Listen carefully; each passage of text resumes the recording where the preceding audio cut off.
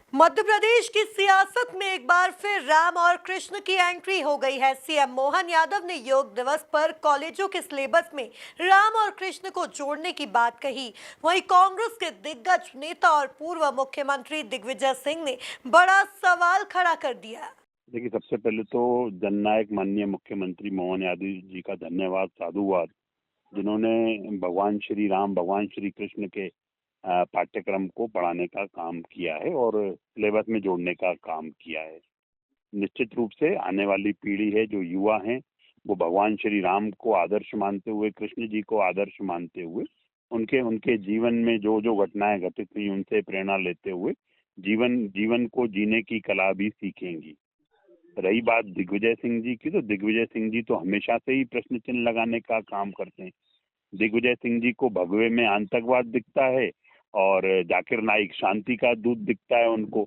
दिग्विजय सिंह जी ही वो व्यक्ति हैं जिन्होंने राम मंदिर के बनने के समय, जो समय निर्धारित था भूमि पूजन का, उस पर भी प्रश्न चिन्ह लगाने का काम किया। ये वही दिग्विजय सिंह हैं, जब प्राण प्रतिष्ठा भगवान श्री राम की हो रही थी तब भी प्रश्न चिन्ह लगाने का काम करने वाले हैं। और दिग्विजय सिंह जी की जो मानसिकता है वो एक विशेष वर्ग की राजनीति करने वाली मानसिकता है। वो तुष्टीकरण की राजनीति करते हैं, भाई को भाई से अलग करने का काम करते हैं। और दिग्विजय सिंह जी हमेशा से ही विघ्न डालने का काम करते हैं।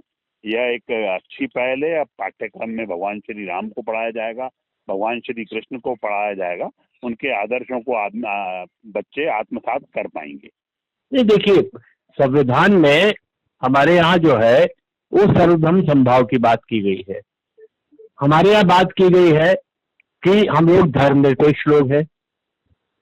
हमारा संविधान हमको सबसे पहले यही कहता है कि हम धर्मनिरपेक्ष गणतंत्र हैं। तो अगर हम धर्मनिरपेक्ष गणतंत्र हैं तो फिर उसमें धर्म का शिक्षा में समावेश करना मैं समझता हूँ न्यायोचित नहीं होगा। और अगर आप कर रहे हैं तो फिर आपको सर्वधर्म समभाव की बात करना पड़ेगी। अगर आप हिंदू धर्म की बात करते हैं तो फिर आपको क्रिश्चियनिटी भी बढ़ाने पड़ेगी, सिखिज्म की भी बात करना पड़ेगी, फिर आपको इस्लाम की भी बात करना पड़ेगी। तो अगर आप एक धर्म विशेष का ही काम करेंगे तो ये कोई मैं समझता हूँ संविधान सम्मत बात नहीं है। संविधान सम्मत अगर आपको कुछ काम करना है तो निश्चित रूप से आपको सभी धर्मों का आदर करना पड़ेगा। सभी जो धर्मों के मैं समझता हूँ कि सिद्धांत हैं या जो उनकी विचारधाराएं हैं उनका समावेश करना पड़ेगा।